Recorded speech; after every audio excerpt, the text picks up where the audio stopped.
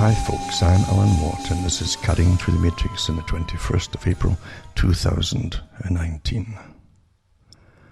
I wonder how many of you have realized that we're in a new chapter. And that's how I see history and the history of our lives, in fact, as we go through them from an early age and into the lifespan that you live. You'll see that there are chapters and even the histories of your own lifespan as far as the realities of what's supposed to be happening and how they're given to the public and to us as we live these lives, because we'll see history change, in fact, even as we live through it. Our own histories in our own lifetimes, things that happened in our own lifetimes getting changed into some carved in stone official version, basically. And it's always really been like that. However, you find too that there are chapters, as I say. It's like the Cold War. The Cold War, lots of folk were born into it. And the threat at that time, of course, was we're all going to get nuked to death and we should all obey governments and live in austerity because all the money had to go from your taxes into the war industry for weapons which would never be used. And it was incredibly profitable for the armaments industry, naturally, or the military-industrial complex, as it's often called. And all sides were in on it, of course. There was Russia, you had China, Britain, the US. Canada was on the periphery of it too. It supposedly didn't let missiles in to its own territory. However, it did happen occasionally from the US side. But the fact is that these are control mechanisms for ruling oligarchs within each system. China, of course, as I say, was in it too. Every country depends on the military-industrial complex, and you think they're all separate, but they're not quite as separate as they'd let you think. In fact, the World Bank lends to all countries. Isn't that interesting? And the World Bank lends to the old Soviet Union, to modern Russia. It lends to Pakistan and India. They both have nuclear weapons and are always threatening each other. And I guess where is the World Bank based? We'll look into it and you'll find out very quickly. So you'll find their connections always with an oligarchy, basically, that runs the planet. And it definitely exists. It's beyond just a deep state. A deep state really is more of the mechanism within countries like the US of old families that feel entitled to go on the way they've always gone on, pulling strings behind the scenes. But above them, there's even another group as well. So we're living in a system that has chapters. And the Cold War was a chapter, and it's supposedly just ended. That's how it was basically given to the West. It just gave up one day, and they all went home, just like that. And people believed it, and you're into a new chapter. A new chapter, of course, that was a bit different in that you had a sense of, well, what do we do now? You see? Now, governments depend on wars or the threats of wars to tax and fleece the public, as I've mentioned many times before. It's absolutely necessary to have some kind of threat. If it's not within, it's without. It's much better to get an external threat because the public tend more to go along with it. If it's internal, eventually get fed up, and it might be a self-fulfilling prophecy where they'll actually create forces within their own country that will bring them down because people get fed up with it, with anti-terrorism and all the rest of it. So the moment we've got a mixture of them both, they've revived the old bad beer of Russia, of course, which is more mythical than anything. And they've also claimed that China, modern China, which was created, a lot of it was created by the West. Again, the money too, the funding all came from the West as well. And the technology and all the industry that was given to them from the West when they signed the GATT treaty. And everything was transferred basically from the 80s, definitely through the 90s in a big step forward. And all the politicians in all the Western countries signed on to it. And we've paid to have factories uprooted and moved over to China. So you can't don't think that China is some kind of separate nation that does everything by itself. China was to be the model state for the world to follow, to copy in its social policies, in its policing techniques, in its observation of its own citizenry and everything else. It was hailed as the model state by the Western countries, and the top national television stations in those countries too had lots and lots of programs about it, how wonderful it was. And one day we'd be as wonderful if we emulated it too. You have chapters again, chapters. Well, once the Cold War was over, very quickly the US and Britain, but mainly the US, who pays for most of it and supplies most of the military power, was off to war across the Middle East, of course, against Iraq especially. You always have plausibilities and excuses, and sometimes there are none, of course, and when that happens, to give you complete distractions to take your mind off it. But with Iraq, they had Iraq invading Kuwait at the time. It was a big oil-based, nation. It wasn't a big nation, but it was definitely oil-based. What they didn't tell you, of course, was that the Bush family, that was one of the first oil fields that the Bushes and enterprises they were involved with were given to learn the ropes of running the oil industry, and that was Kuwait. They didn't tell you, too, that even popular magazines and science and so on had drawings, basically, and diagrams of how the Kuwaitis were not just drilling down into the ground to get oil. They had a type of rig they created which could go down and then go at a right angle horizontally under the ground and across borders into Iraq, for instance, and was sucking the oil, which is stealing, of course. And it was done with kind of tongue in cheek and all the rest. But that technology did exist and does exist today.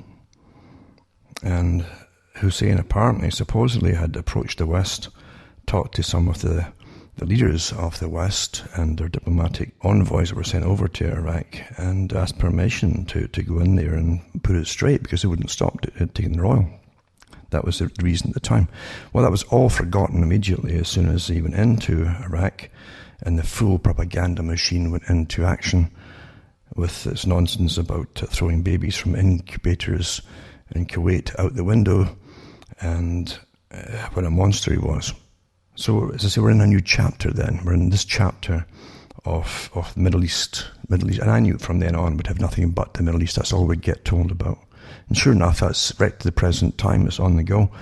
And we've had Syria, and but we also still have the next move to go towards Iran, of course, which is a big target too. People are well aware there are other factors involved in all of this. And it's definitely the oil, but it's more than just the oil.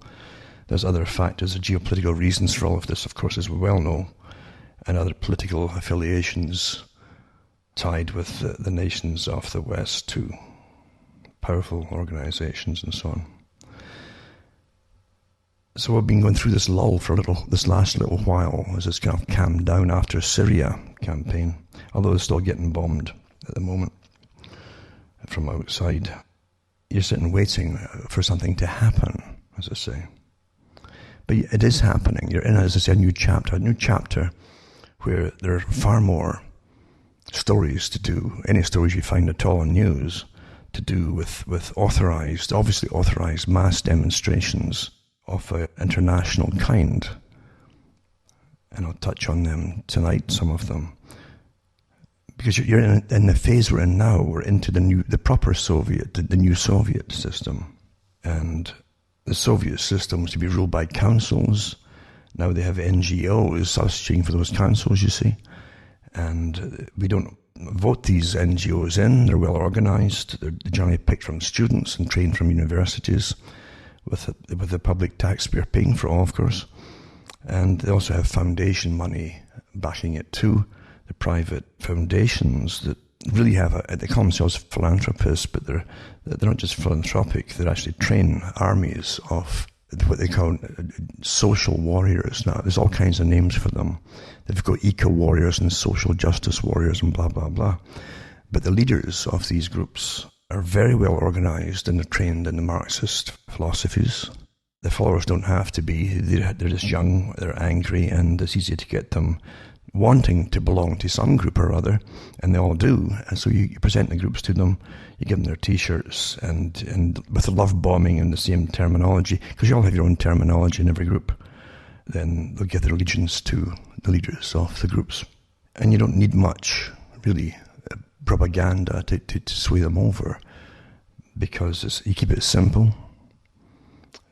Youngsters see everything in black and white, as I've mentioned so many times before, and it doesn't dawn on them they're getting used. And again, I'll touch on that tonight, how they're used. And you can simply, we've all been there at one time. All young folk go through the same stages, and you definitely see what's unjust. But the clever people behind all of these things that hide behind the vast majority of the youth organizations, that appear to be youth organizations, it's very old people. I mentioned this before, very old people at the top who manage all behind the scenes. They know exactly what they're doing. But the chapter now is obviously, if you look at Europe, you have the yellow vests, of course. And France isn't a mess because no one wants Macron in. And people still don't believe he actually got voted in the first place. He was so unpopular. And he's a front too, of course. But then you have Britain, for instance, who's going through these incredible changes, where some people even say there's a complete breakdown in law and order. And even with the supposed eco-warrior organizations that have been going on recently, this last week or so in England, you've even had police joining in with them, which is interesting too. That's also a symptom when you see the breakdown of authority and order within a nation. The symptoms are all there, but also there's almost stand-down authorization from the top as they play with that. They've got stabbings going on every day, shootings and stabbings, and the police are just keeping back from it all, basically, in different parts of the country. But they are joining in protests about save the environment, save this, save that, and all the rest of it, which of course is a big stick for bringing in the last phase of totally organized scientific socialistic control of the people. That's what it's for. That's what the eco thing is all about. The ones at the bottom have genuine grievances, I'm sure, but the ones who lead them all, as I say, they know what's to be brought in with it. They want to bring in compulsory sterilization for groups of people. They want to bring in permits for having children, to be able to conceive children. They want to bring in the real totalitarian system to save the planet. You understand? You've got to have a reason to push it all. It's all your fault that the world's going to hell in the handbasket, basically. It's your fault. You've caused it all, and the older folk should shut up, basically, too, because older folk caused it all. That's what the youngsters have been taught.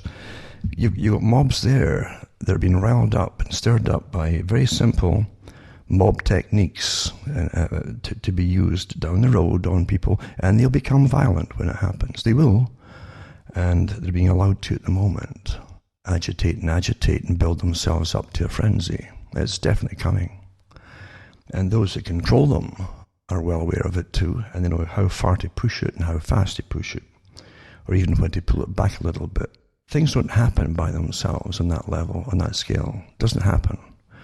And if authority doesn't want something to happen, believe you me, they nip it in the bud very quickly. Very, very quickly. But we'll be touching on some of these aspects tonight again. It is interesting, as I say, when you go back to the ideas of what folk think of as the Illuminati, but it's really the World Revolutionary Party behind so much of it. And they always focus in on Adam Weishaupt. But the organization didn't start or stop with him. It was on the go long before him. And the folk don't even know in the US some of the World Revolutionary Party came over from Germany to help Lincoln fight the South in the Civil War. There's quite a few of them that we know of. There's half a dozen of them were made top officers, and some of them were generals for the North. No conspiracy theory, it's a fact. And then after the Civil War, quite a few of them went back over to Germany, some to France, to help overthrow the French system as well. World Revolutionary Party, that's what they were. It didn't start with the Bolsheviks. It was on the go long before that came along. And mind you, too, if you were alive at those days, you would find the same people who were drawn into crowds and protesting and so on would join these parties back then, because there was never a peaceful, happy system or a utopia on the planet, believe you me. And there were plenty of things to be upset about with constant wars. There still are. It's quite easy to get people fed up with constant wars. You have to be crazy to want them, unless you're at the top and you use it for geopolitical control and the acquisition of wealth and resources, naturally. But there's no doubt about it. The ideas, and of course they give you all of this when you go in and if you study philosophy, and eventually you'll actually go into Marxism as a form of philosophy and political control as well. And then they go into how it all comes together with forms of revolution. You forget too that the aspects of the culture that come from religion is philosophy too. You forget that. So the ideas of what's right and wrong come from philosophy. Anything that gives an idea of how to live or what you should strive for is philosophy, basically. But there are those who understand this very well. They understand how to work for centuries to achieve a goal. They know when to back off a little bit and work on some other nation somewhere, and then come back to the primary nation and get on with the rest of the agenda. We've seen instances of this before, and it hasn't stopped. Those who get on television or on YouTube even with their banners and their slogans. Remember what Lenin said, we should win by slogans. That's what they're given. They can't really say much beyond the slogans too much, except you're all bad, and it's all your fault the planet's going to as I say, hell in the handbasket. And you've all got to change your ways and go vegan and all this kind of stuff, you see. Just like that. Folk see them as separate organizations doing separate things. No, they're not.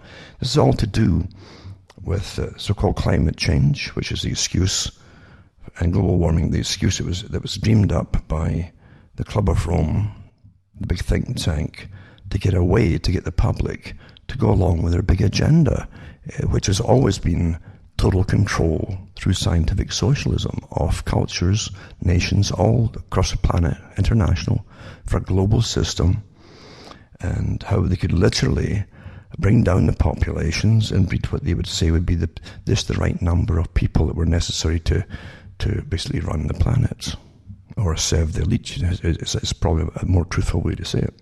But it's never stopped.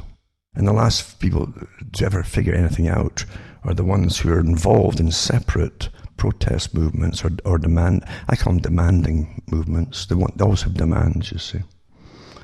And if you don't give in to the demand, they'll riot or bring the world to a standstill or whatever it happens to be. Or until they're stopped, basically. Any excuse will do. And any excuse to give them to achieve this goal of scientific socialism and control over the people will be used, quite naturally, by those in control. But that's what they ended up. You've got to have an enemy to unite the planet. Aliens aren't coming in, so make man the enemy himself. And the enemy's against too many people, consumers, who are consuming resources and destroying the planet in the process. That's what they said, basically.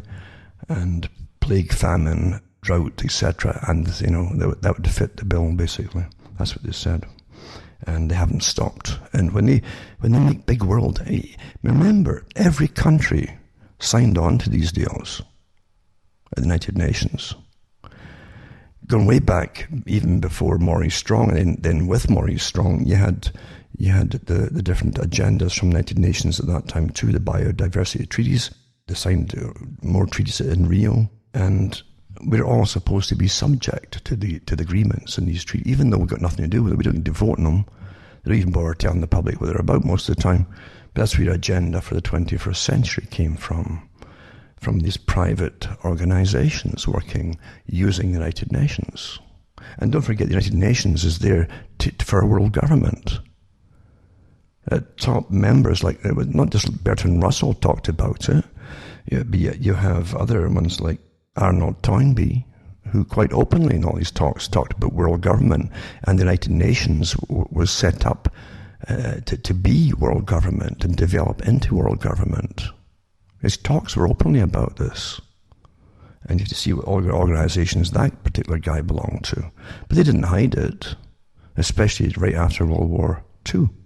But not just any old world government. You say, what's wrong with a world government? Well, it wouldn't be nothing wrong with it if they had an honest, decent system. But we never had an honest, decent system in politics. And you never will. Even the Durants, Will Durant and his wife Ariel, I mean, they worked their whole lives for big think tanks and big foundations, again, to try to bring in this same global system. And Will Durant himself said that, who really advocated anarchy and everything else initially. And then he'd followed all the anarchist talks and the communist talks and so on initially too, and revolutionary leaders. And as he kept changing and to morphing into the next belief and the next belief and the next belief, and eventually he realized that behind all move towards politics and power is power itself. Power is behind all these things, the craving for power. So that you'll never have a just system. Never, ever. I don't care how nice it sounds.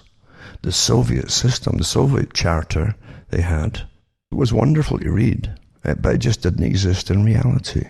It's always that way. It's always the same way. I can remember, too, looking into the communes, because I was wondering why the CIA, for instance, were so interested in studying communes. For those who don't know, they helped fund a lot of them and set them up, in fact. They even brought in some of the top gurus from India and had youngsters throwing all their wealth at them, and it's pretty well starving while they worshipped the gurus. And the gurus living in lots of luxury. The incredible surveys and studies went on about all of this stuff. You find even with the Jim Jones group, the CIA were heavily involved in studying it all. Because it's always studies on human behavior. What can be used to control people in big crowds or mobs or whatever. And of course cults are not a very effective method if you can keep them under control. So that's what I really was interested in, was why were the CIA so interested in all these things? And then when you look into the Durants, of course, the funding they had from the Rockefellers and the big foundations, that all were working towards this owning the planet, basically. Then you start to see what was really going on. Some of what the Durants saw or said were definitely true. But don't forget, the initial purpose for writing even the books, they churned out these big massive volumes, and they couldn't do it all themselves. Obviously there's an awful lot of help involved. It was to put a spin on history. They weren't the first to do it. Well, about the same time, H.G. Wells tried it with his smaller versions of the brief or an outline of history, his 2-volume set initially. They're all spun to try to persuade readers that look how bad the people are in the past, and this is why we need a totalitarian form of controlling the public, basically, in the world. That's what they're trying to tell you. They're trying to tell you this spontaneously tyrants just arose and wanting to dominate the planet all by themselves, you see. And nothing's further from the truth. There are tremendous forces behind the rise of tyrants, even in the 20th century. Tremendous forces and powers behind them that study them too, to see if it'll work. And they'll even after they'll defeat them, the same powers that helped set them up will use some of their techniques, or sometimes many of their techniques that actually worked for the next chapter of running the planet, basically. So the chapter we're in now is really post-consumerist almost. It will be shortly once we can't afford to buy things into austerity. And that's planned as well, going into the whole environmental thing with now it's carbon taxes, which will increase like you won't believe. Like I've said a few years back, they'll keep increasing them until you're into austerity. And most of your income will go to pay all these things and for bare essentials. That's where your money's to go as you get moved off the land gradually and into these compacts, so-called compact cities, meaning overcrowded cities, and that's where you're supposed to live. So, as I say, we're living through a plan, and the plan has chapters. It's no different than reading a play, and you get your different scenes in it, scene 1 and so on, and its chapters involved, and then scene 2 and its chapters. But that's what we're living through. It is literally planned like that. The chaos is caused in between from even protests that are managed to and set up to be managed, and anything goes wrong, because you always have violence happening with protests and so on, as some of them get more exuberant than others, and anybody who's killed or damaged in the process is just tough luck, basically. Again, Rockefeller said that, Dave Rockefeller, he says, you can't make an omelette without breaking eggs. So there's all the eggshells. So there's always fallout to achieve their desired goals. Just like the EU told the farmers who signed on, being told that they would get better sales if they joined the EU, and take loans out and improve and modernize their techniques and so on for farming.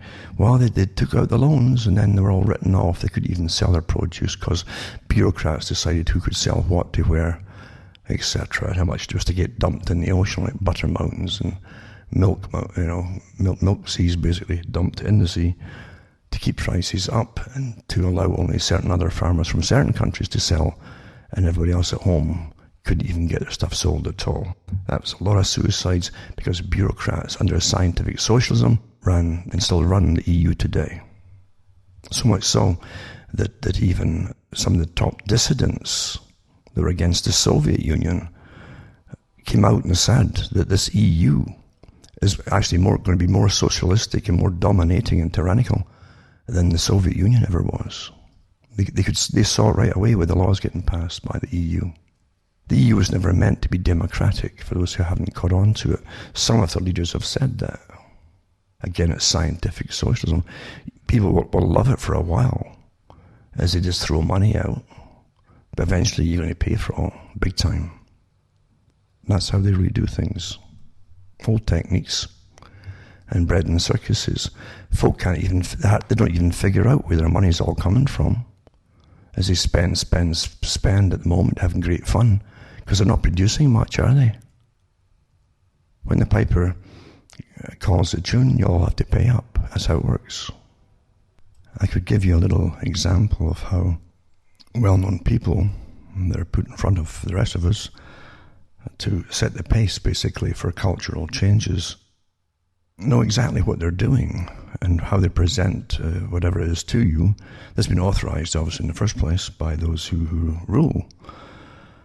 And they know that they're deceiving you at the same time as they get you to believe in it, because there's no doubt about it. So, I mean, if you read, for instance, the writings of Bertrand Russell, young people especially, you believe and accept so much of what he's saying is factually true, without realizing there's a spin on it too, to go in a different direction, not just to help you.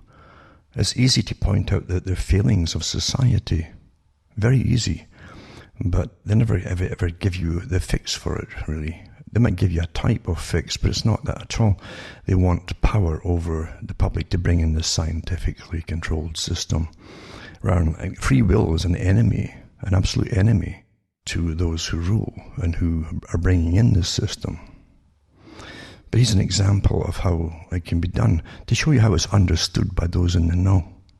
Durant said the following, but before that I'll just mention that he, like many before him, including Oswald Spengler, he claimed that you'd have a decline of civilization, as a culmination of strife between religion and secular intellectualism. We usually talk about science taking over and fighting with religion, which topples, he calls it the precarious institutions of convention and morality. That's how it's worded here. But this is what Durant actually said in his own book. He said, hence a certain tension between religion and society marks the higher stages of every civilization. Religion begins by offering magical aid to harassed and bewildered men. Now that, I'll interject again, that's what Wells also said in his version of history and so on. They all came out with the same spiels basically at the same time.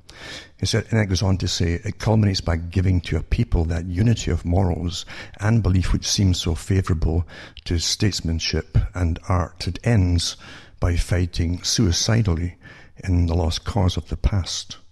For as knowledge grows or alters continually, it clashes with mythology and theology, which change with geological leisureliness. Priestly control of art and letters is then felt as a galling shackle or hateful barrier, and intellectual history takes on the character of a conflict between science and religion. Institutions which were at first in the hands of the clergy, like law and punishment, education and morals, marriage and divorce, tend to escape from ecclesiastical control and become secular, perhaps profane. The intellectual classes abandon the ancient theology and, after some hesitation, the moral code allied with it. Literature and philosophy become anti-clerical. The movement of liberation rises to an exuberant worship of reason, in the age of reason, right?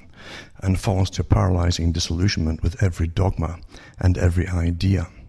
Conduct deprived of its religious support deteriorates into Epicurean chaos, and life itself, shorn of consoling faith, becomes a burden alike to conscious poverty and to weary wealth. In the end, a society and its religion tend to fall together like body and soul in harmonious death. Meanwhile, among the oppressed, another myth arises, gives new form to human hope, new courage to human effort, and after centuries of chaos builds another civilization. Now, that's the standard technique that all of these particular chosen, very carefully chosen and elevated historians that were all for the new secular society. This is a sort of thing that they gave you to convince you that everything was quite natural, as it destroyed every vestige of any old system in order to bring in the scientific management of society. Because that's really what it's all about, you see. But it doesn't happen just by itself, and if you understand the actual international revolutionary orders which existed, all right, even going back into the 1600s onwards, that was always their goal. And how they present it to the public is to get the public to accept it as being reasonable, and you go along with it. That's how it's always done. He also says, a great civilization is not conquered from without until it has destroyed itself within. But of course, many other people have said that before him too. But that part is true, it's well understood, that when societies and our civilizations and even empires fall apart, it's already been destroyed within before it lets it happen. So, but the whole idea of giving you histories like this is to make you go along with it. It seems reasonable, it seems that probably is how it happened, but in fact, it don't tell you about the massive management using incredible wealth at the top to bring in the next part of the system, but appearing as though it all comes from the ground up, basically by itself. If you understand what he's saying here, he's actually showing you the stages of destruction of a nation. And we know how it's happened in the past. And this is taught members of science, even in Marxism and in Trotskyism especially. Then they're giving you the formula of what you must do to destroy a culture and a system. You understand that? This is how deceptive writers can be. And they knew, they actually knew exactly what they were doing. And Durant was well versed in the philosophies of revolutionaries, etc., and the revolutionary movement. So you can read on two levels for the average person who has no idea of what's behind it all. It'll sound very plausible and okay, it's just showing you how it's happened before, without realizing, no, he's trying to tell you how it will happen. It's happening now. And don't forget that Trotskyism, it was truer supposedly to Marxist ideas and revolutionary ideas because it was perpetual revolution. The idea is that if this happened by nature, it might take centuries more to happen, then you can speed it all up by understanding the formula and simply making it happen. Just start to make sense, eh? So, folk have no idea they're living through a revolution. They really don't know. And it's not spontaneous. It's incredibly well organized and financed, with leaders, thousands and thousands of leaders across the planet, all trained perfectly well to take leadership roles, and also training many thousands of other younger students to take part in all the different kind of protests they've had planned in the past and they've fulfilled up until the present time.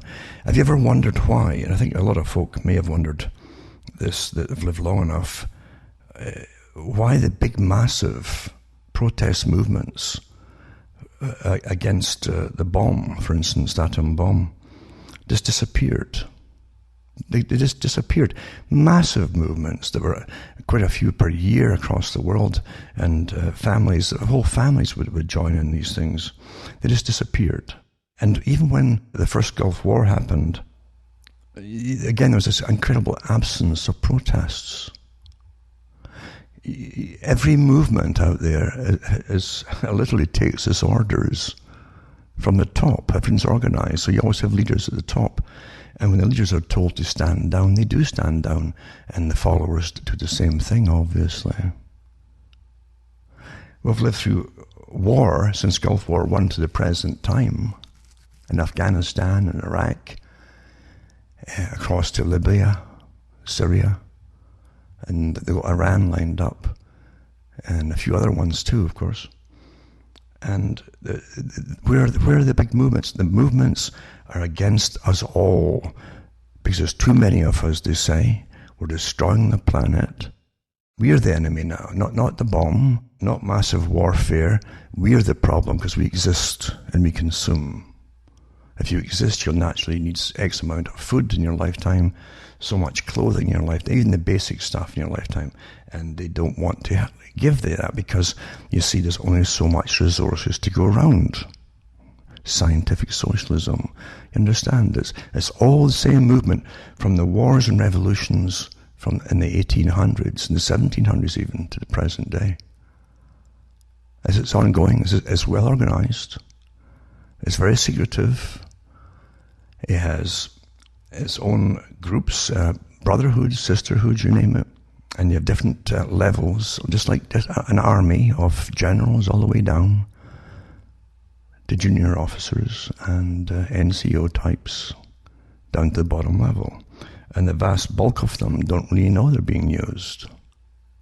It's really good that way, isn't it? So again, if you know the formula for taking down society and destroying its culture, you just go back. And even in the early 20th century, when the art came out, and they said all beauty must be destroyed. And so art would have characters with their eyeballs down where their chin is and stuff like that. And the beauty of landscape was gone. It was, oh no, you can't have that. It's, And then music started to go atonal and awful. And didn't work. They brought in the beatniks for the culture industry. And they came out with they tried cannabis back then. In fact, they had cocaine too, though, mind you. And as far back as the 1920s. But when the hippies came out, their jazz just didn't take in the West so much. It took in some countries in Europe, but in the West not so much, in Britain not so much either. And so they revived and came back with initially pop music, which rapidly went into this thing of rock music. Well, eventually, you know where it's all been a slide all downhill, right to the last 15 years, definitely, maybe 20 years, until you don't even find a song now with a tune to it, a melody to even whistle to or remember or anything. That's all intentional. All the beauty had to be destroyed. And the beauty of even relationships between men and women and so on had to be destroyed as well. That was all part of it too. Because there's many goals to achieve before you're finished. Perpetual revolution. So again, Durant went through it. And you would have read at the time and agreed with them. Oh, well, yeah, I suppose that's true and so on. And they got to stop wars. Don't tell you that the big powers that run them are the guys behind the wars to make it all happen. And then they manage your opposition to wars. Then they use opposition for their own ends again, yeah, to change society and guide it. That's how it's done. And they've already told you how that eventually the culture is destroyed as you become paralyzing disillusionment, it says, with every dogma and every idea. And conduct deprived of its religious support deteriorates into Epicurean chaos. Well, that's what you do, folks, because they know how to do it. And the way that they wrote these supposed writings on history was to give you a lot of good stuff and true stuff, but to slant everything to guide your thoughts to their conclusions, you see, where you must go with it all. That's how it's done.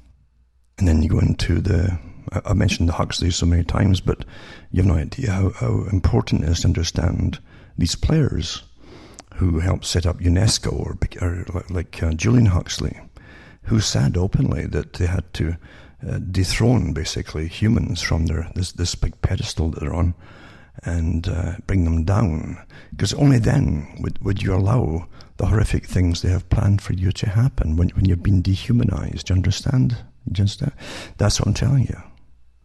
And first we brought in abortion, and they've made that sound, well, my God, there's just so many folk having unwanted pregnancies now, and it's true, because they gave you the swinging 60s.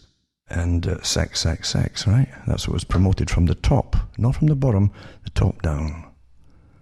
And look what happened. Oh, look at the chaos, and look at all these. And what? Well, we've got to have abortion. And then we wring our hands and say, but that's killing, isn't it? Oh, not really, And then they take away from what it is and try to dehumanize even a baby in the womb, But they didn't end there, because that was never always the intention. Now you end up going for, let's start euthanizing people, or even aborting children if there's a possibility that they'll have Down syndrome, for instance. And then you'll expand it into any possible genetic problems down the road. If you've got X amount of problems in your family line, even allergies, they might just start aborting you see. And there's been a lot of awfully good documentaries put out by those within that industry to do with how many children that they found on occasion they aborted that didn't have the problems that they said that they had. They actually aborted them. But then you go to the other end of the scale, and everybody, we all knew this years ago, then they go for the elderly. Well, what's the point in keeping them alive if they've got certain senilities setting in? And a lot of folk could agree with it. You say, well, yes, true, But the thing, when you're giving authority to the state for these things, you're walking a tightrope, because it's inevitably going to be used against the public for other reasons. And then, of course, you bring in euthanasia for folk who really are in terminal distress at the end of it all. And it's too easy to go along. And it's just too easy, isn't it? But once again, the state gets into it, and then they start dishing it out for folk with depression. Well, you've had depression. Okay, take that pill. Because, see, life's cheap now. Because we're knocked off that pedestal that Julian Huxley wanted us off of. It's there. It's gone. And now it's time for the next step. Well, the next step will be, as I've said already, let's go into, and I'll touch on it in a minute, in fact, let's start deciding who can have children, who will not have children. This was always the agenda, going way back into the 1800s at least. You can find records of them talking about the exact same things then, and no doubt before that too. But definitely the proof is in the 1800s. But then you have, an eco-friendly death style. I've mentioned this one before, now it's back again. It says Washington in the US is poised to legalize human composting. How's that, right? Remember before I said you'd probably liquefy your granny and pour her into the garden to help the plants grow. Well, it's all here, folks. Yeah. So this is Governor Jay Inslee, a Democrat, expected to sign a bill within the week to legalize organic reduction, it's called. I love how they come up with a nice, a vague sounding name. Well, it's only organic reduction and liquid cremation. Dissolving process, technically called alkaline hydrolysis, as alternatives to run-of-the-mill burial and cremation. It's campaigning for the 2020 Democratic presidential nomination, this Inslee, on an environmentalist platform. There you go. It's environmental to liquefy your relatives and just pour it in the garden as a fertilizer. You see, we are the business, as I've said before. We are the business. And right down to wanting your organs. And if you don't sign initially something now, in fact, it's taken for granted that they can just take your organs. They actually have that passed in some countries. Because we are the business. We make money for people, you see. We make money. And I guarantee once this is really on the go, they'll start selling this stuff as fertilizer. Guarantee you. Soylent Green is here, they'll end up making food out of you. I'm not kidding you. It says liquid cremation is legal now in 8 other states, though it's met with some religious opposition from Catholic clergy who believe it doesn't show proper respect for the dead. What an old-fashioned idea that is, eh? Getting back to Durant's talks and many others, because he was only one of the front groups or spokespeople to push all the same stuff. But there you go. So I've got a couple of articles on that. And another one is the biodegradable burial pod that turns your body into a tree. Isn't that? Oh, that's nice, and it's very green, isn't it, eh? It says Capsula Mundi is an egg-shaped pod through which buried corpse or ashes can provide nutrients to a tree planted above it. So now you find out your real purpose in life is to supply nutrients to a tree. Isn't that wonderful? Eh? There you go. They're all in on the act of it, pushing it. Of course, they all get paid for this. If you don't realise, all these newspapers and magazines get paid to put this stuff in too. Everyone's business, We are the business. And a green alternative to cremation, dissolving your corpse in water and lye. This is the stuff they used to use in movies for getting rid of bodies. It's horrible and all that in the bathtub. And, well, here you are. They give it a fancy name and say it's done in a kind of clinical atmosphere. No, it sounds a lot better, doesn't it? And there you go. And another one too is a burial machine that will freeze your corpse. They'll all get startup money from your tax money. I guarantee you, for sustainability. Huh? Guarantee you, folks. All big businesses today have all their startup money from the taxpayer and grants. Not loans, but grants. Okay? It's a burial machine that will freeze your corpse, vibrate it to dust, and turn it into soil. Isn't that wonderful? Also the organs, right? Again, take them off your pedestal, down you go, and there's no end to where you're going to fall, naturally.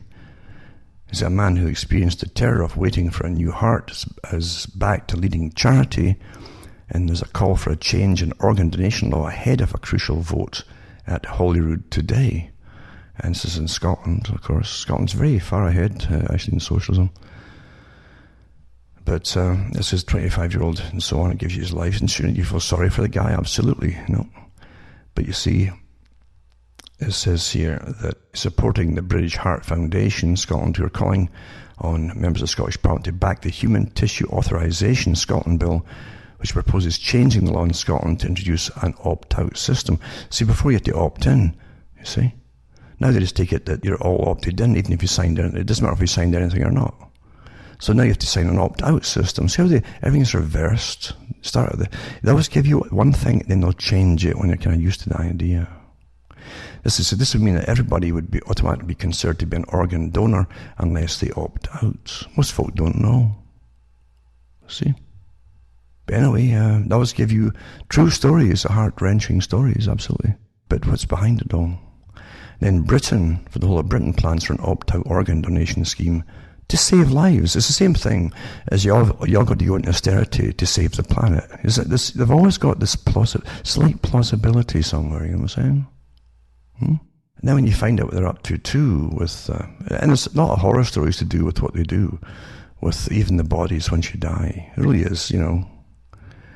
If you think it's done with respect, forget it, folks. Forget it. That went out a long time ago. That went down the tubes, down the drain with your culture and the body parts.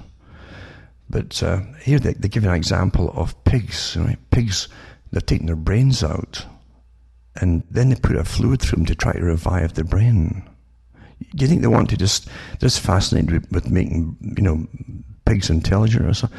This is all to do with what they're going to be doing with humans. And this is an old idea. The Soviets had stuff out in the 1920s and 30s, with documentaries out there, which they sent over to Britain and elsewhere, with dogs' heads, doing the same thing, full of tubes and the whole bit. It's just beyond Frankenstein. But anyway, it's all to do with where they're going to take it with you. They say, oh, they'll take ethical. There's ethical questions here, because if they're going to doing it with humans, blah, blah, blah. That's how they introduce everything, folks. Really. Yeah.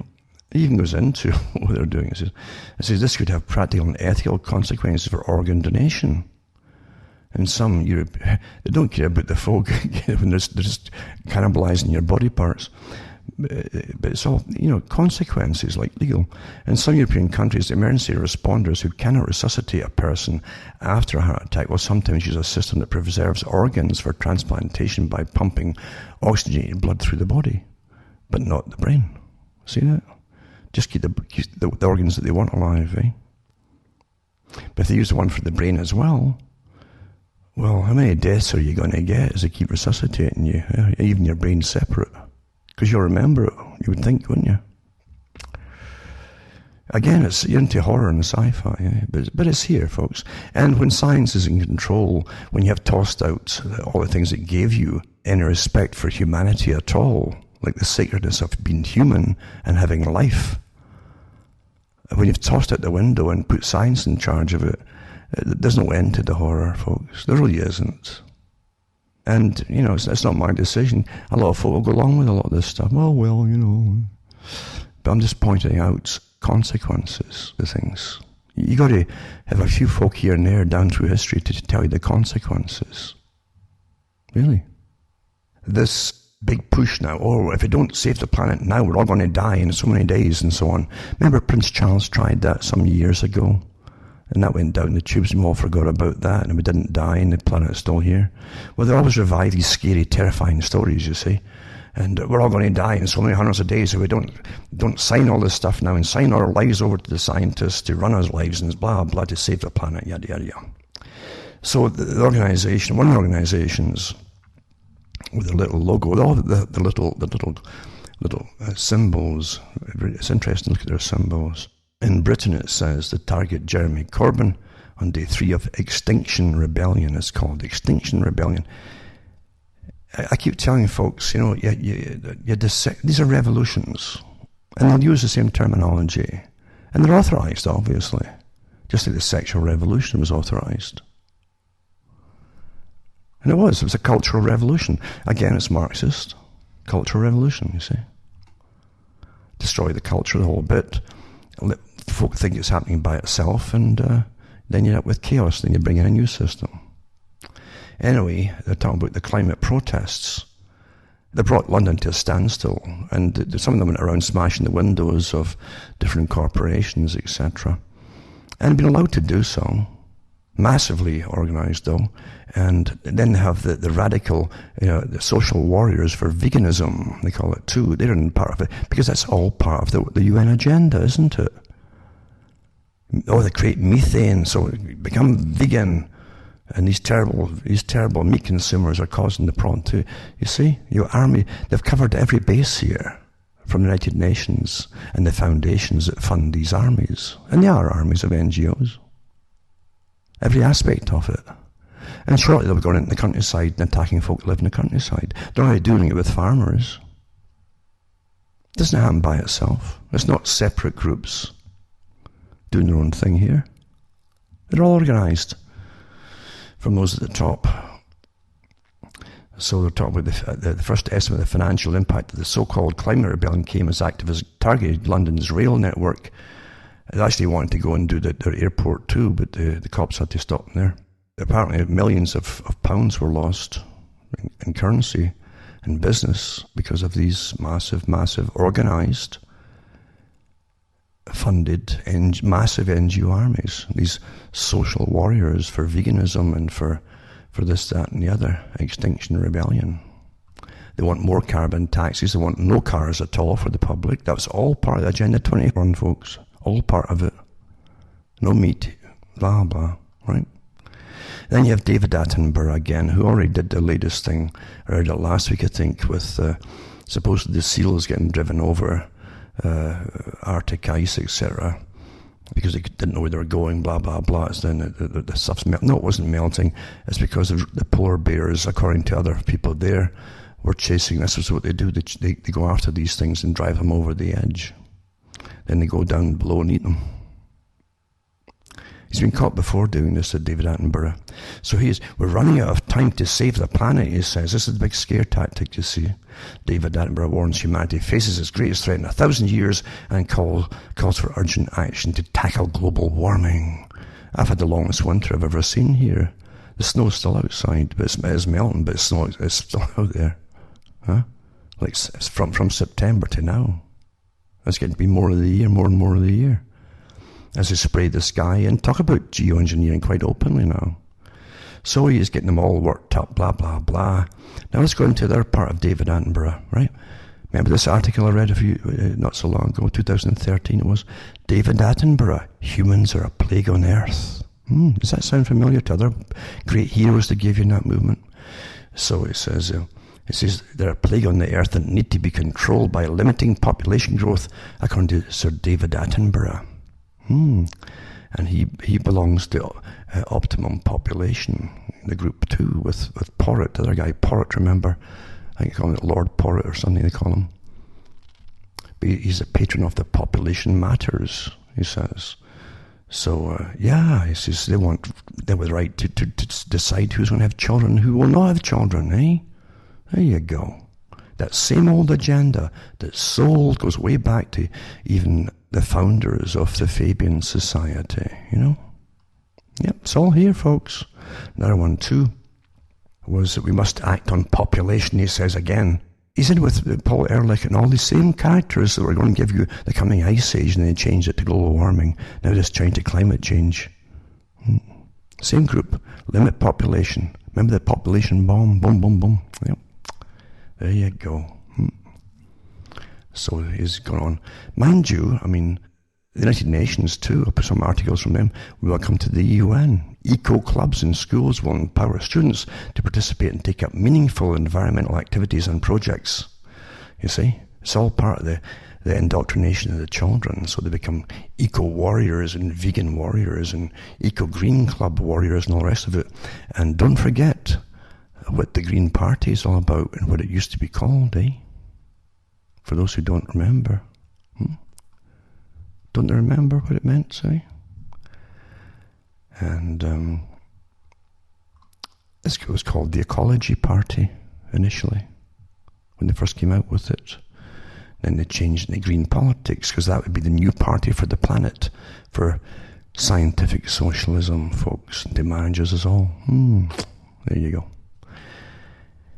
An Extinction Rebellion group smashed the Shell oil company, the HQ corporation, smashed their windows and their doors and all the rest of it as they go through London there. That's your peaceable, managed, well-funded, well-trained groups. And other places got the same kind of treatment as well, as they brought London to a standstill. If they bring London to a standstill, it's all authorised, because the folk who own Britain, and they own Britain as they own every other country, are training us all into the new system, the new chapter, as I mentioned it. And the Extinction Rebellion leaders, one of the jet setters for the group is called Robin Boardman, a Buddhist teacher and a yoga instructor who's awfully wealthy, and I think he flies all over the planet, it says.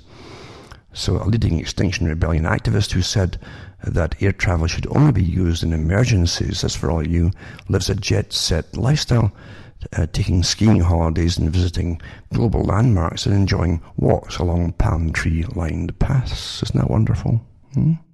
He walked out of a television interview after being branded an incompetent, middle-class and self-indulgent by Sky, I guess it was Sky News maybe, Adam Bolton.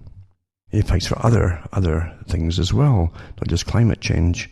He's a serial protester, they say, who's railed against Domino's Pizza, Bristol Magistrates Court, Toby Young and Bromley Council. Campaigned against expansion of Heathrow Airport, supported Muslim women wearing hijabs, and asked for retail space in Bristol turned into a slave trade museum. He probably makes his money off all the different groups that donate to him in the foundations. I tell you. Well, I guess it's a make-work project for some of these guys.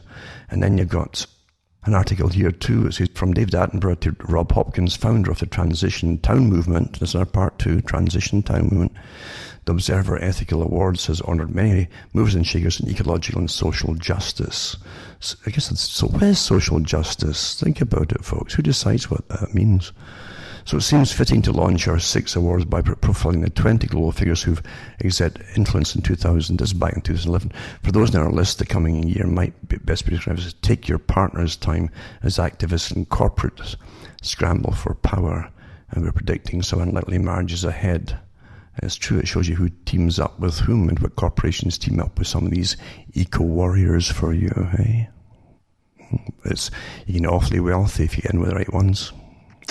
I put up a list of accredited organizations as well to the United Nations, because they have inner groups and outer groups, just like the Royal Institute for International Affairs, CFR.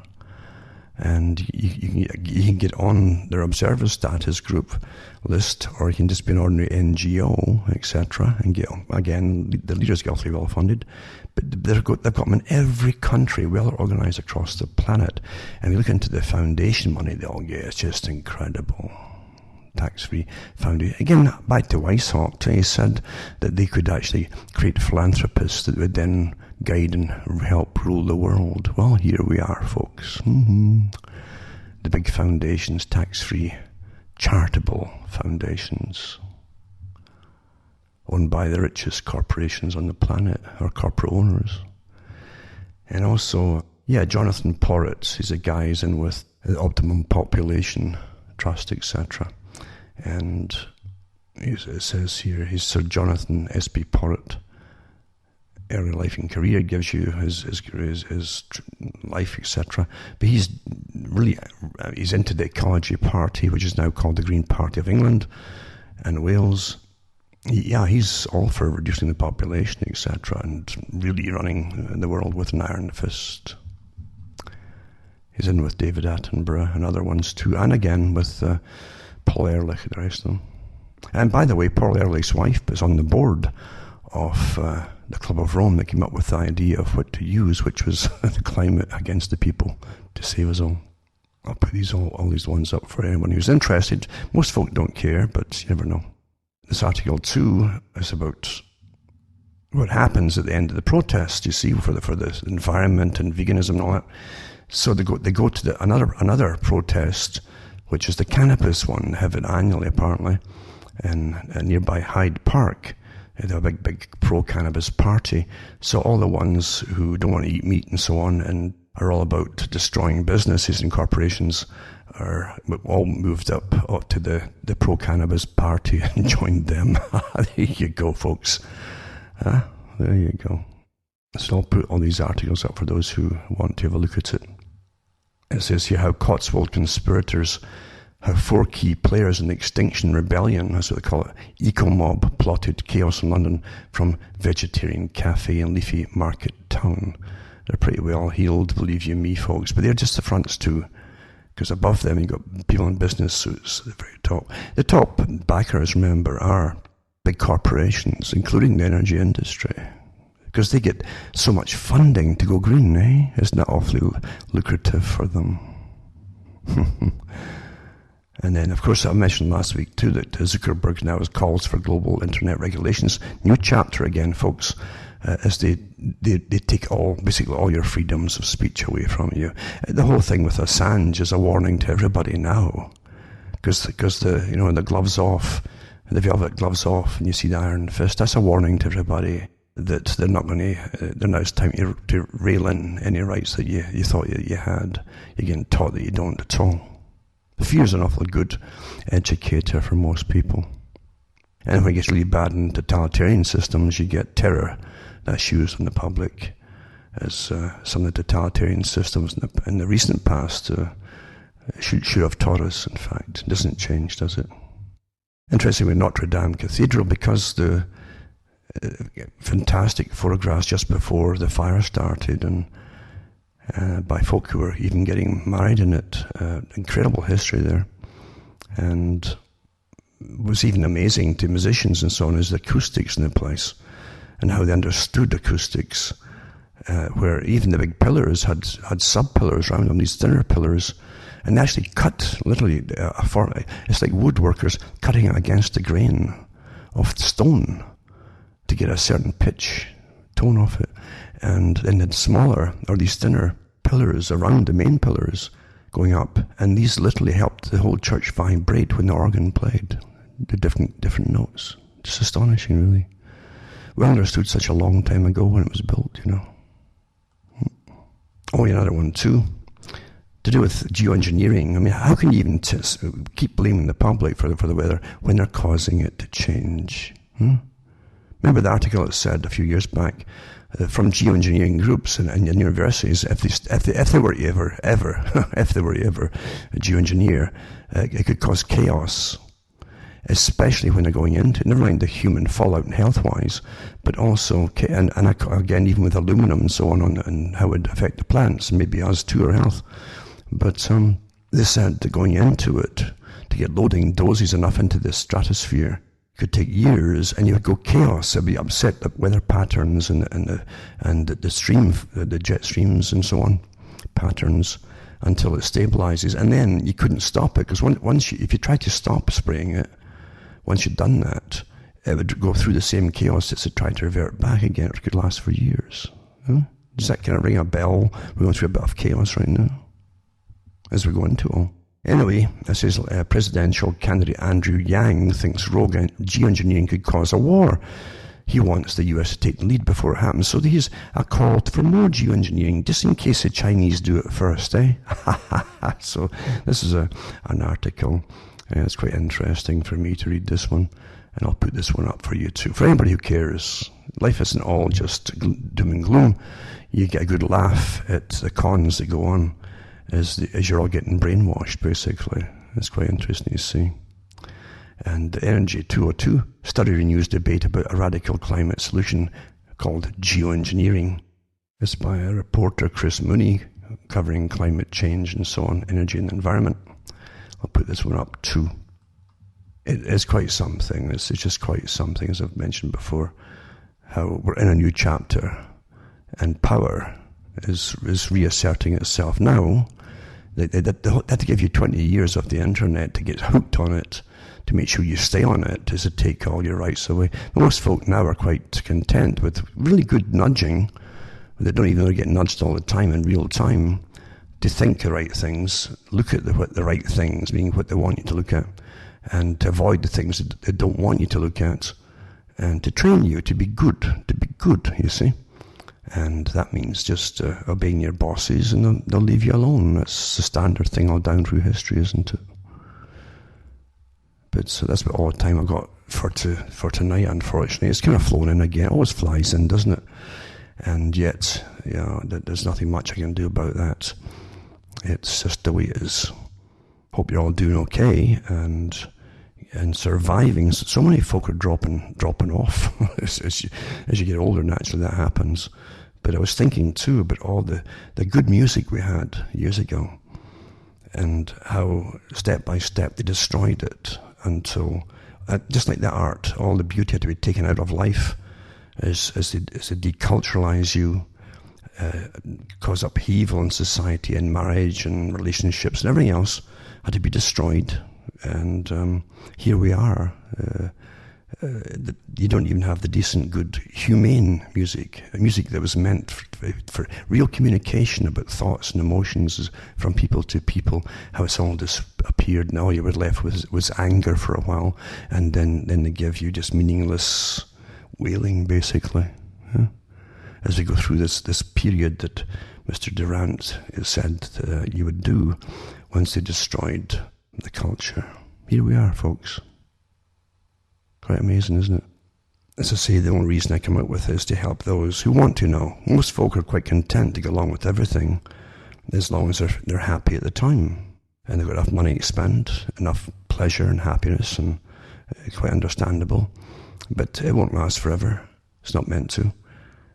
But for those who have always understood something was very wrong and got clues about it, my job was basically to come out and hopefully help those, to give them the reasons why things are the way they are, why they're going the way they are, and how you got to where you are now without killing yourself, because a lot of people have been self-destructive, the people who had insights into this kind of thing and had inquiring minds could be awfully self-destructive to quieten your mind when you know so many things are just plain wrong with the versions you're getting told and the culture that isn't your culture anymore.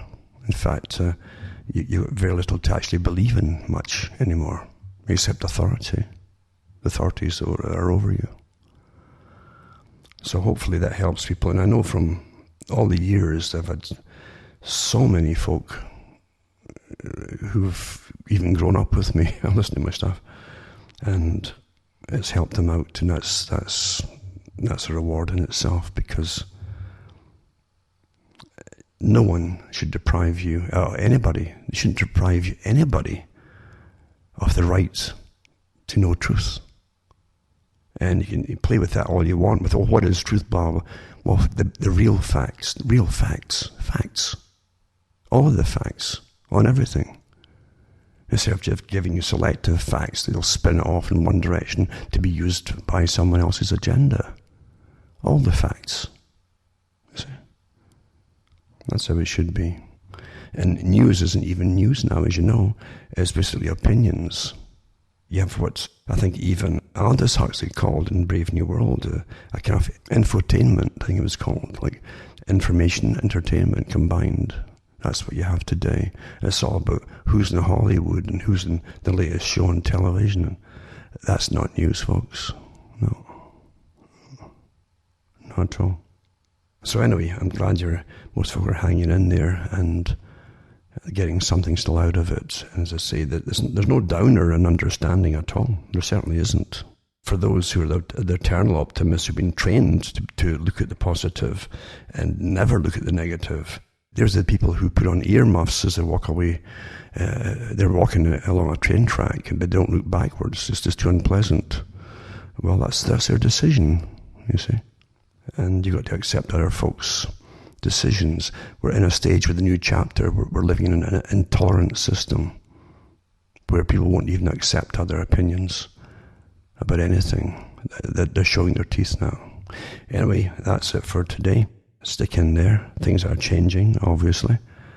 And you feel the forces gathering. They're rather nasty, I do. And it's not pleasant at all. So for myself, Alan Watt from Ontario, Canada, it's good night to me, your God or your gods go with you.